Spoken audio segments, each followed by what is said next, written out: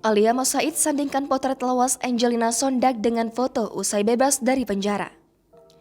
Alia Masaid membagikan potret lawas Angelina Sondag yang disandingkan dengan foto sekarang. Putri Aji Masaid dan Reza Artamevia ini membagikan momen setelah ibu sambungnya, Angelina Sondag, bebas dari penjara.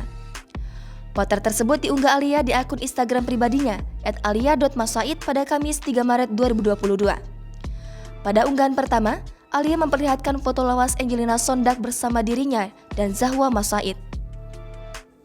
Kemudian, pada foto berikutnya diambil setelah Angelina Sondag bebas dari penjara karena terjerat kasus korupsi Wisma Atlet di Palembang. Wanita yang akrab disapa Angie itu merangkul pundak Alia dan Keanu Masaid. Sementara lewat keterangan, Alia hanya menuliskan tahun kedua foto tersebut diambil. Alia Masaid ikut menjemput dan menemani ibu sambungnya, Angelina Sondag, berziarah ke makam Aji Masaid. Diberitakan Tribun News sebelumnya, Alia terlihat sangat perhatian kepada Angelina Sondag dan Keanu Masaid. Selama di makam, Alia terus menggandeng Keanu yang usianya lebih muda darinya. Ia pun menggandeng Angelina Sondag yang terus dihampiri awak media selama berziarah. Terlihat, Alia sempat sesekali mencoba menenangkan Angelina Sondag yang menangis di depan pusara.